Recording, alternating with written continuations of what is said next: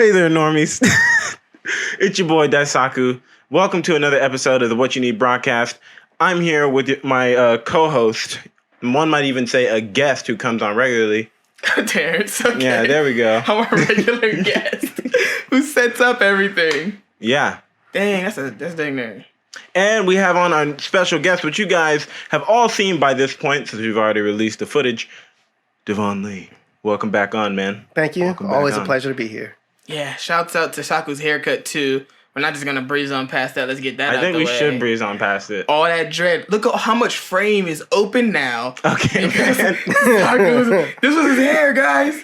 That definitely wasn't my hair, bro. Gone. All right, whatever, man. The topic of today is, has black gone out of style, or was it in style ever to begin with? I guess even moving into that conversation, it'd be like, I guess we should each give, what is your idea? What does it mean to be black today? I guess to you. Yeah. You know what I mean? Like, to me, I can't pick one thing. Like, I can't pick, like, there's so many stereotypes that go so many different ways. There's like that woke black dude. There's also like the gangster version of black people. And then there's also the nerdy, like, it's hard to pick. I feel like African American people don't really have like one specific way that's like a stereotype. Like when you think of that would be more accurate. Yeah. A more accurate representation, because like other groups, there's not just one particular way any group acts. Yeah. But the stereotypical way, which I think most people interpret it as, is we're not supposed to speak properly. I've had black people tell me I speak too properly, thus I speak white. Yeah. So it's like I don't know what to do about that. That's like me. I don't have an aggressive bone in me unless Saku's around. And yeah, he deserve it. And people tell me, like they'll be like, yeah, this dude's blacker than you. And he'll be like an Asian dude who just knows martial arts. Or he'll be like a white dude who also knows martial arts. Yeah. Or like who listens to rap music and likes to objectify women. Yeah. And then it's like me and Terrence are listening to Panic at the Disco. Gang. And they're like, you guys aren't even black. I'm like, well, I mean, come on, bro. I think ultimately there is no monolithic for blackness. Yeah. There is no essence that can be extracted to say this is black, therefore this is not. And I think ultimately we have these ideals of blackness that are projected upon us, and we're oftentimes forced to fit within those tropes. I mean, essentially, black is typecast within media culture, within hip-hop, within the ways in which we oftentimes see ourselves so much that it's difficult for us to actually see ourselves. So my understanding of blackness is simply, my black is beautiful.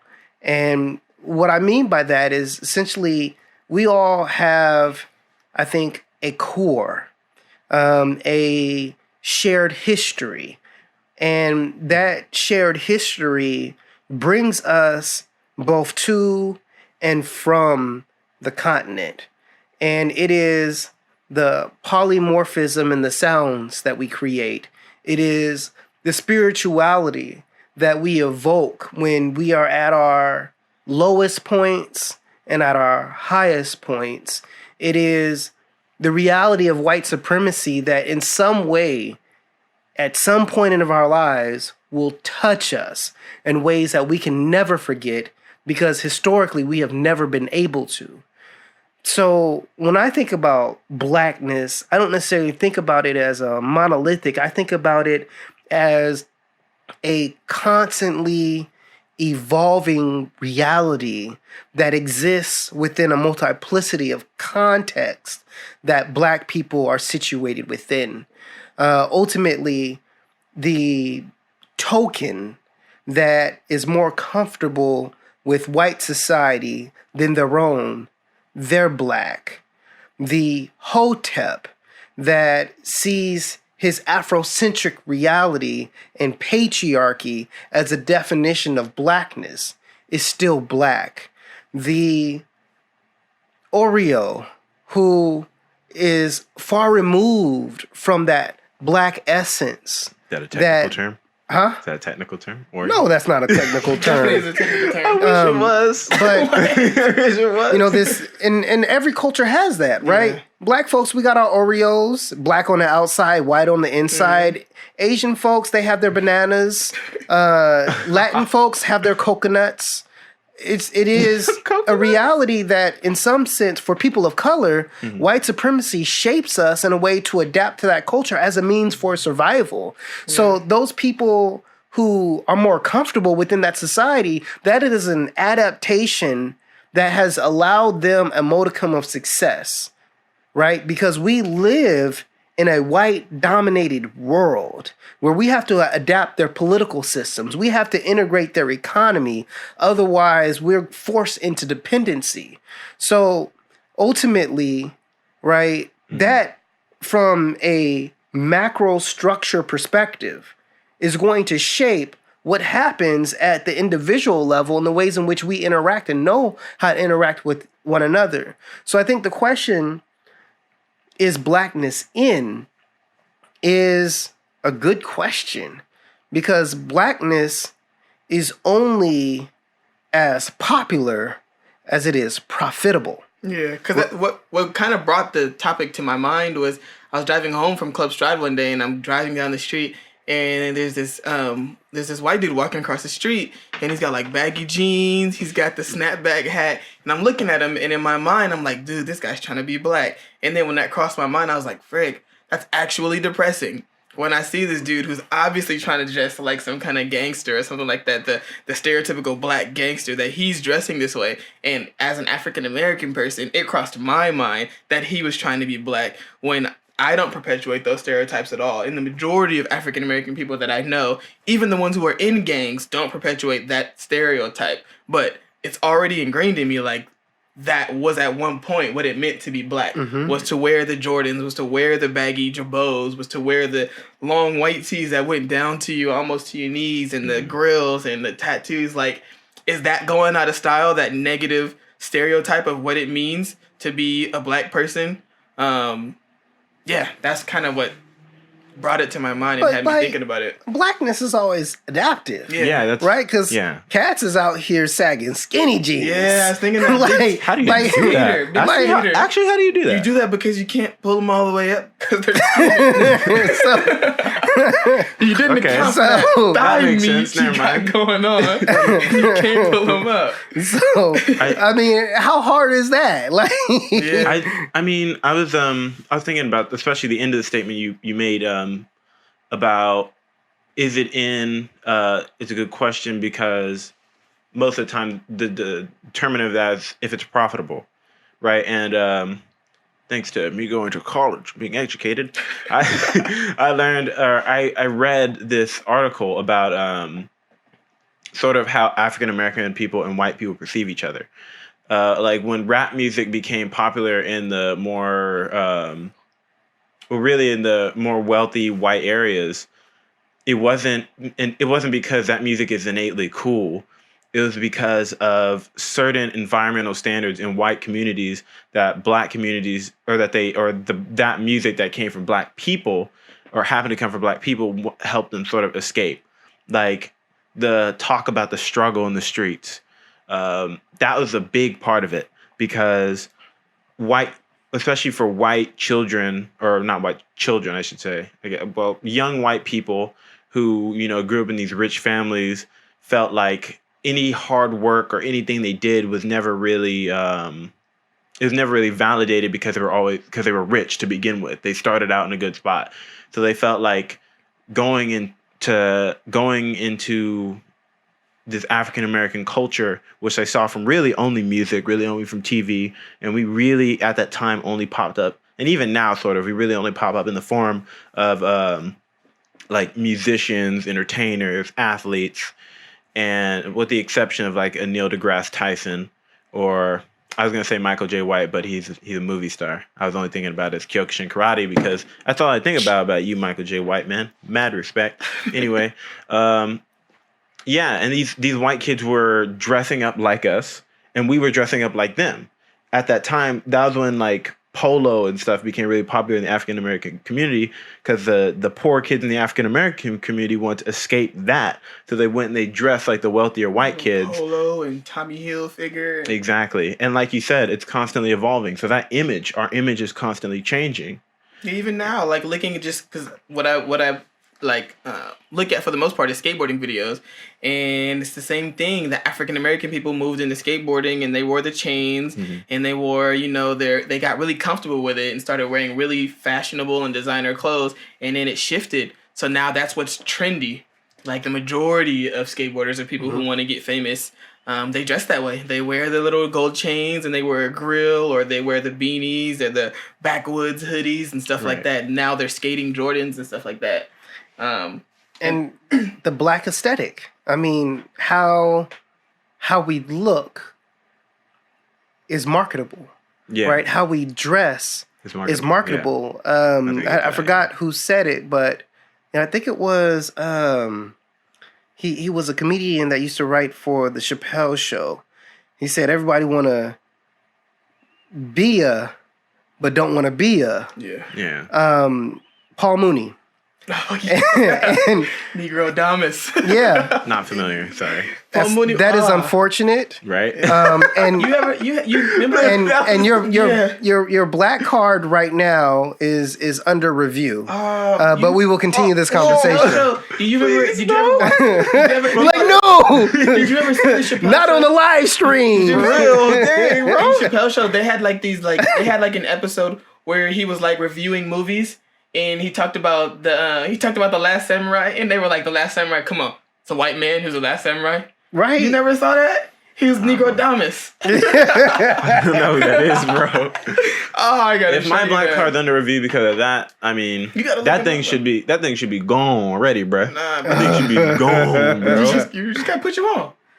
We just gotta put you on. I guess so, man. Restore my credentials. Hey, I mean, look, blackness never exists within a monolith, and the reality is that, I mean, that's how we press each other sometimes. Like, bruh, you ain't watched that, man. You ain't hear that line, and whatchamacallit song. I get that all the time because there's so many movies like The Color Purple that I've never seen. Like, never seen Boys in the Hood. All my life, I've never seen that either. Yeah, there's so many movies like that people. Is that where that's from? I always thought that was from like that was like a Medea original. That's from The Color Purple. Yeah. All my life I had. Yeah. Oh, I thought that was. Did you tell Harpo to beat me? Yeah, I hear that all the time from women in our family. I had no idea. I thought that was like I heard Medea say it on a bus, I think, and I was like, I guess this is funny to some people. Yeah, no, I get it. It's a movie. The Color Purple is a classic, man. Alice Walker wrote something beautiful. Yeah. And I think that is another reality within our culture too, is that oftentimes, back to the whole marketability, is that we look just as Americans, like we look at culture as what is produced. Essentially, what can we consume, right? We can consume pop culture. We can consume movies, music. We can consume, Instagram celebrities. Right now we have a whole bunch of Instagram celebrities and YouTube celebrities straight popping. Yeah. Like popping all the way to HBO. Yeah. Right? Time. So, and that's our reality. But the thing is that those products are coming somewhere that extend beyond the original creators. And that essence, I think, is important to capture. Now, granted, when with the essence, I'm not saying that it is one thing; it is multiple. Right.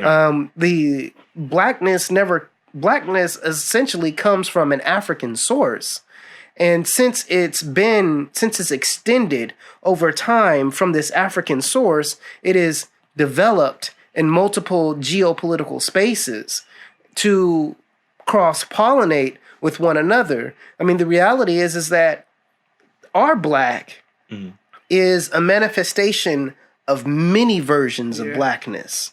And it also reflects the geopolitical context that we're in Vallejo, in California, in the middle class, lower class, etc. Like all these things come together to reflect what is black. But I think it's important to recognize that when it comes to people who are born in this skin, like their blackness doesn't fall into a unitary definition, because the way in which we express our blackness is adaptable. Yeah. Right? Because like we have to adapt to the situations that we're in.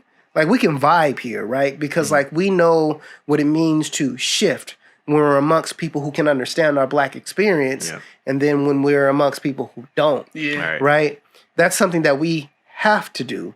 We can shift when we know there are other black folks who may not understand our experience and we may not understand theirs, but there's ways that we can always connect with one another. That type of adaptability is from that core of our reality being multi-contextual and consistently cross-pollinating to create how we understand who and what we are as black people. Yeah. So, for me, when I think about blackness, I think about the struggle. Right. Like no matter how rich you are, no matter how poor you are, there is some interconnected struggle that allows us to come together. And I think one thing that's always interesting to me is that the black middle class and the black lower class have never historically been too far removed from one another, because America has always been segregated and is still segregated today. Yeah. So your black middle class is usually about 2 blocks removed from your black upper class. Yeah, sure. I was thinking just to set like a standard definition for this, which I think if they gave a perfect example would be the movie Get Out. And that was, I think, to me, for some reason, people didn't get to like the messaging. I thought it was very clear, but he switched from like the standard typical African American male, at least the one that we had a clear example of, which the way they kidnapped him, it was messed up, but I thought it was hilarious, just because he was like nope, starts walking the other way, but which is standard in African American movie theaters. Like, don't go that way. Yeah, it's a big stereotype. Vibes. Yeah. So, I mean, just the way he was dressed, the way he spoke, he didn't speak in the, I guess, what wider America would consider the typical way of speaking. He spoke in a more, I don't know the word for it, but it was more similar to like Ebonics than anything. And then he changed. Yeah. Like when he changed to the typical white person who spoke very like flat but neatly. He dressed very neatly. He dressed very plainly at that, or what most people consider to be plain. I consider it to be plain. Just his whole mannerisms were what the normal America would consider typically white. So I think that's a pretty good definition of what most people think. Like, what do you think black is? It typically skips to it's like Ebonics, athlete, loud music, which sucks that we have like such a need.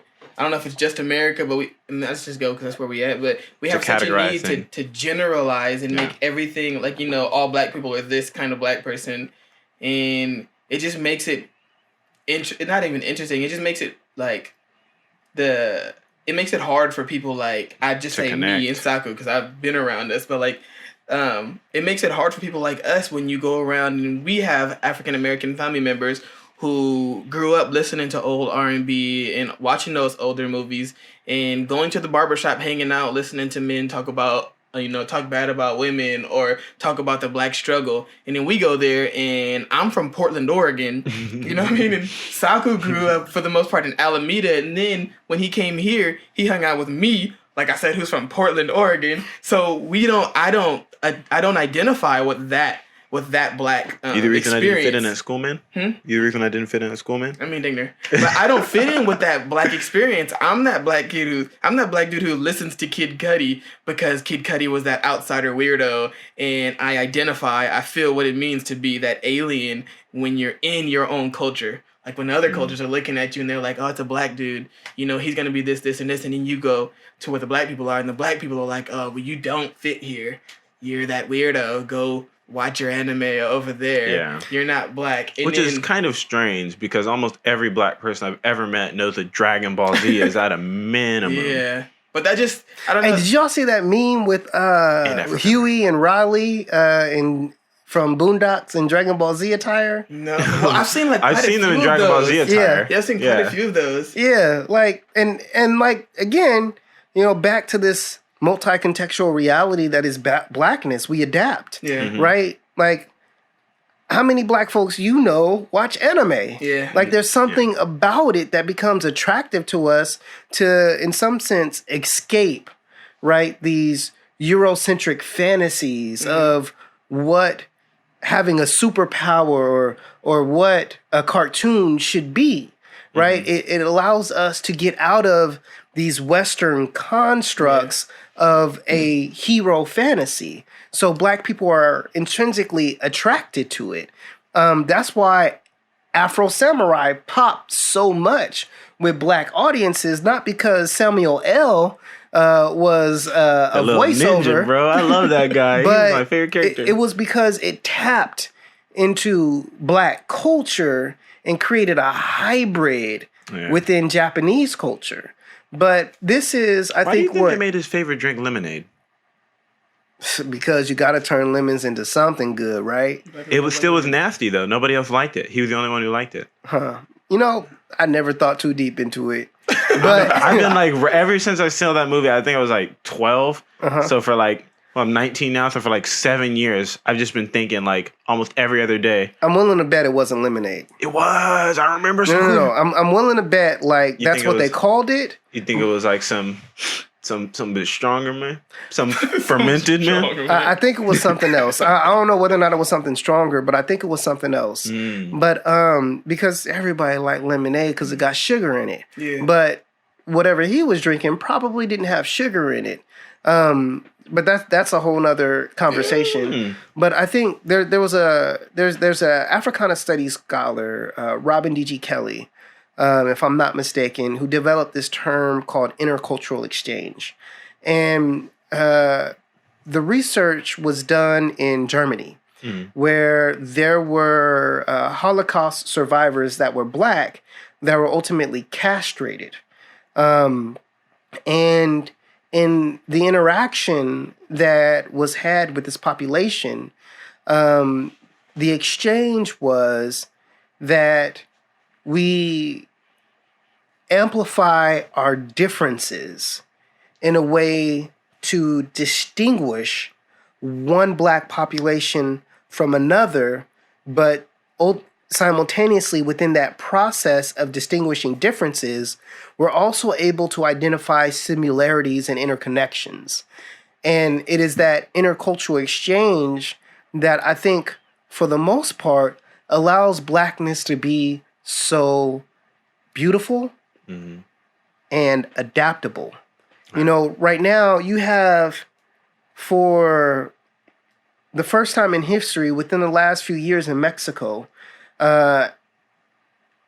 African people able to identify as black in Mexico, right?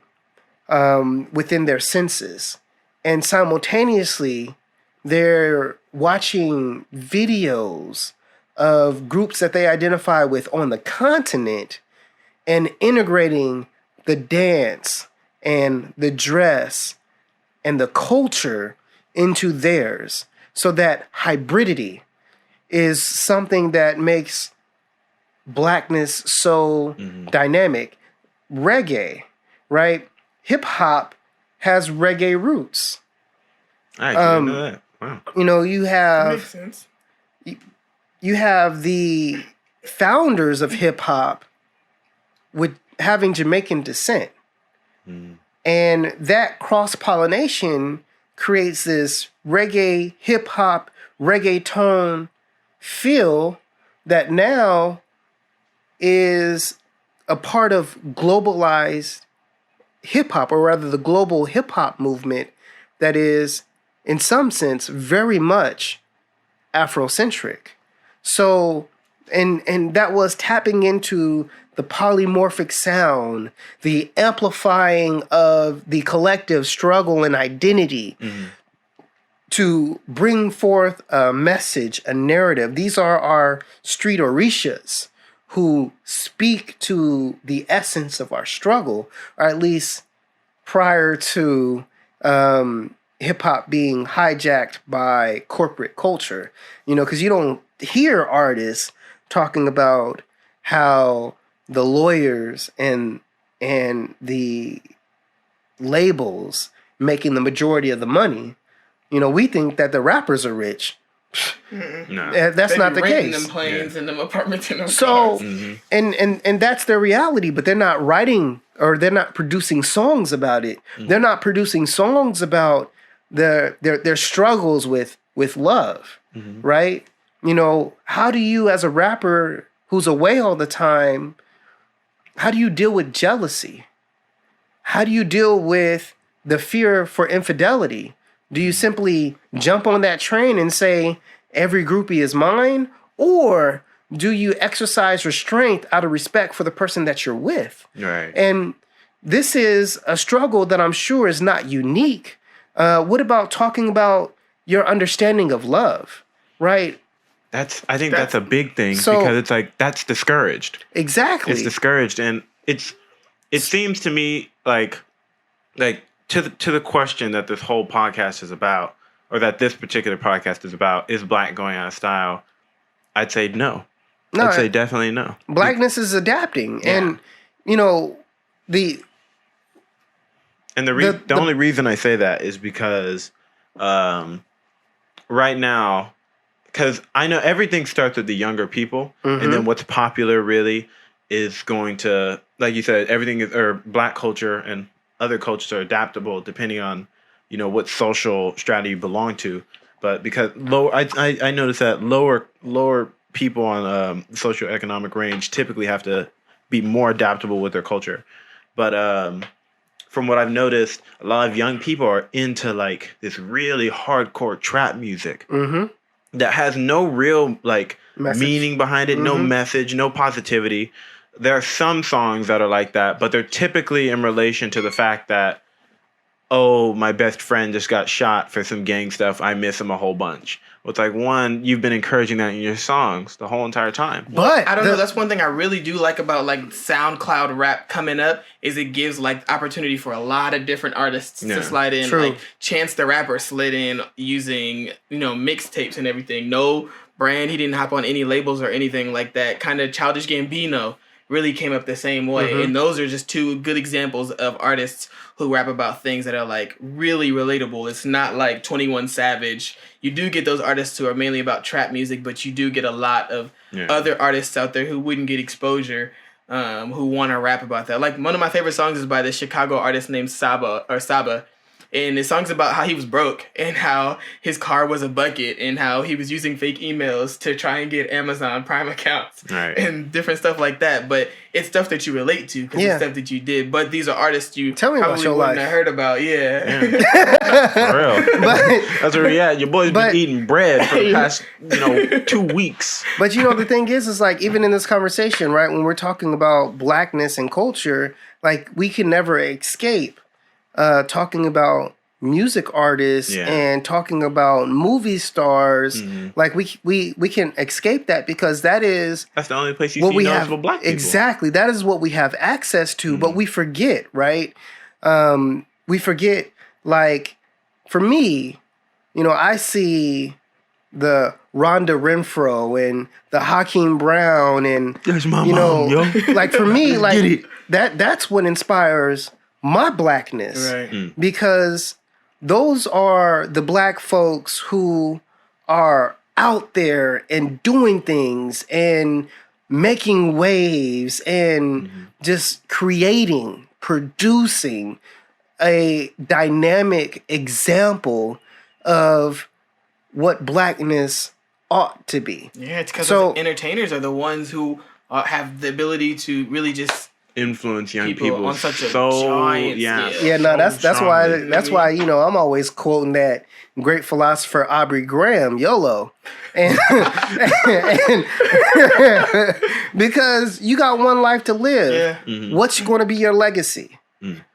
And while we can joke about that, Aubrey Graham, shout out to the big homie, but the reality is that I remember this song. I remember this song that came out when I first was like, not really feeling it. It was a song.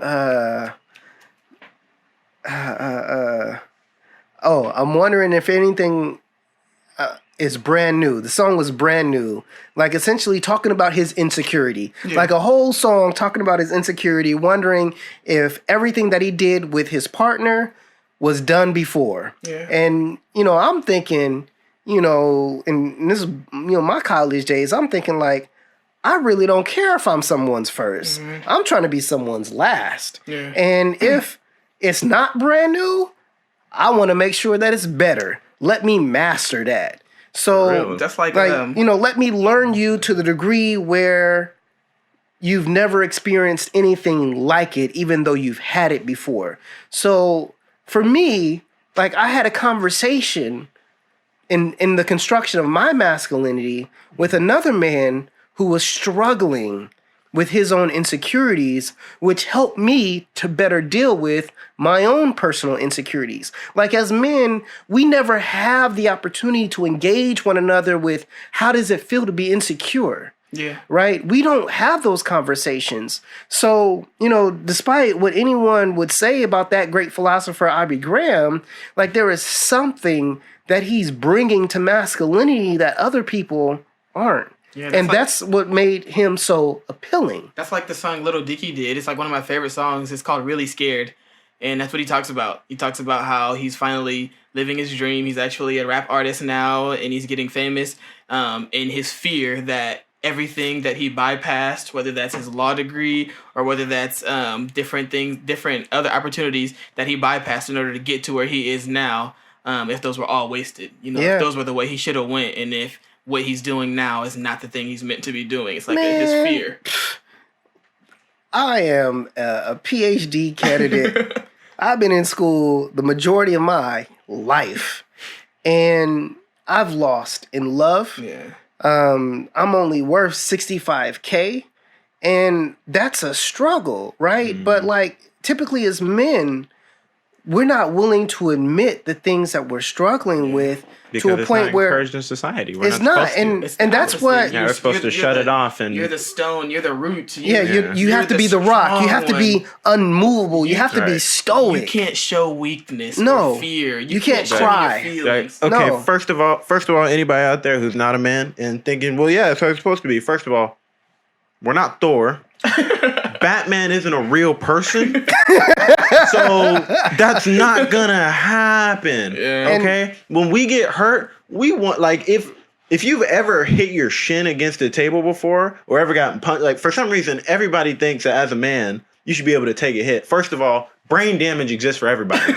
It hurts either way. Okay, when we go through stuff, we want to be upset and cry too, but it just doesn't happen because it's not encouraged. And that's when masculinity becomes toxic because essentially we're trying to live in a reality that doesn't exist. It is explicitly the world pathological. That or it's just on you. It's just compiled on you so much that you turn it off. Yeah, like you just develop that inability to really be able to show those things. Yeah, that's why really be able to show emotions. People be like, I don't understand why he's not emotionally sensitive. He doesn't want to be vulnerable to me. Well, guess what?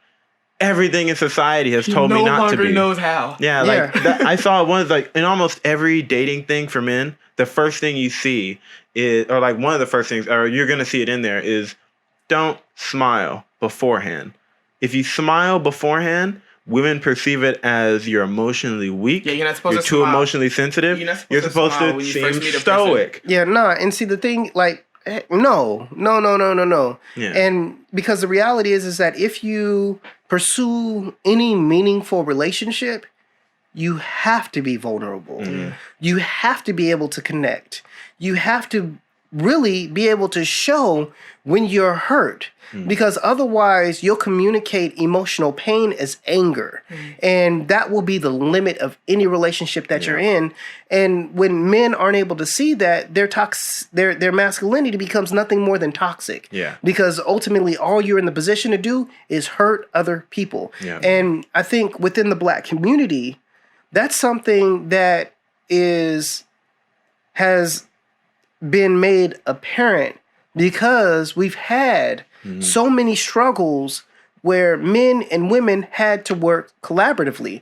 Not to say that toxic masculinity doesn't exist within the Black community, but the reality is that toxic masculinity is more deadly to the Black community. Because ultimately our women have historically been some of our greatest leaders. And when they're not at the front and we leave them behind, we leave our entire community behind. Say her name was a necessary interjection to Black Lives Matter, because we were forgetting that Black women were being murdered almost, if not just even more than Black men. Like, this is a community struggle, but yet the narrative only focused on the men. When in reality, women are being hurt perhaps more, because not only do women have to deal with police brutality, the same police brutality that targets Black men, women have to deal with. They also have to deal with patriarchy within the Black community. So if we're not holding women up, who is? So, and I think that is a reality with Blackness, is that in order for us to truly be successful, we need to be accountable for everyone in our community, including women, trans folks, LGBT folks, because at the end of the day, the people who feel most threatened by Black people, they don't care about none of that. So our goal should be to not stay in fashion or to stay in fashion. That shouldn't be a focus, because regardless, I think because of where we started and the youth and younger people's love for the rebellious and love for the struggle, because some of them don't experience it or some of them relate to it, I think the goal should be to set a more positive, a better trend. And that doesn't mean we have to become like white people, but it should be to just set a better message. What we were just talking about with men. It's like, not only, because I remember my mom, when I was in football, she told me not to cry. Because one, the dudes would think I was weaker, and two, it wasn't appealing to women. That was one of the biggest reasons she told me not to cry, was because men weren't supposed to cry. Then after that, going and listening to a song and then having some guy also tell me that that's not what I'm supposed to do. I'm not supposed to be emotionally vulnerable. I'm actually supposed to be like a statue. I'm actually supposed to treat women badly. I'm supposed to be violent. And if I'm not violent, then I don't qualify for these certain criteria that a man falls under. And because of that, it sets up the African American community and any other communities that try to follow those trends for a bad future, because now you've created men who don't respect women. So when they get them pregnant, they leave, and now that child doesn't have a father, and that situation perpetuates itself because those children get to hear it in rap too and think it's a normal thing for their community to have to go through. So I think the goal should be just to set a new trend. The goal should be to make anime mandatory to watch for all children. Actually, I mean, because a lot of the tropes that are explored in anime are outside of Western culture, and allow people to explore spiritual realities that are more connected to their embodied experience. And they even they handle LGBT issues, transgender issues in better ways than typical American cartoons. So, heck yeah, Black folks should love anime because of that reality. But, back to the toxic masculinity thing, I think we're starting to see people address it more.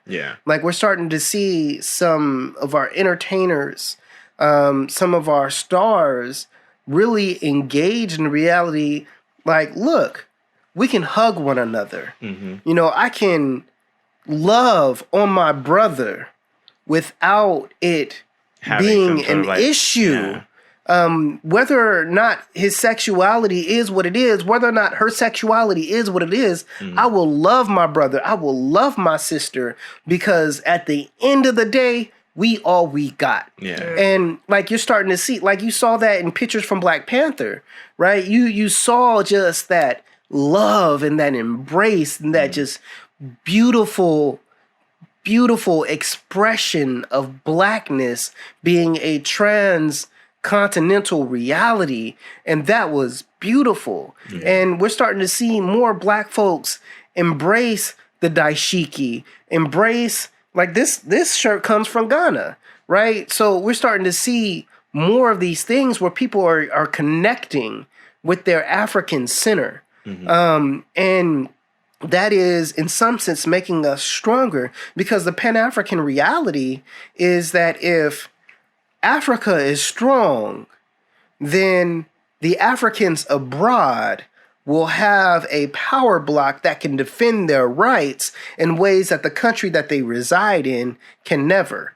And if African descendants can empower the continent, then we will have a synergistic reality where our blackness develops a economic and political power that transforms us from the, as Marcus Garvey said, we should no longer be the hewers of water, or the drawers of water and hewers of wood, that ultimately our destiny is a rich one, that the only height higher is God himself.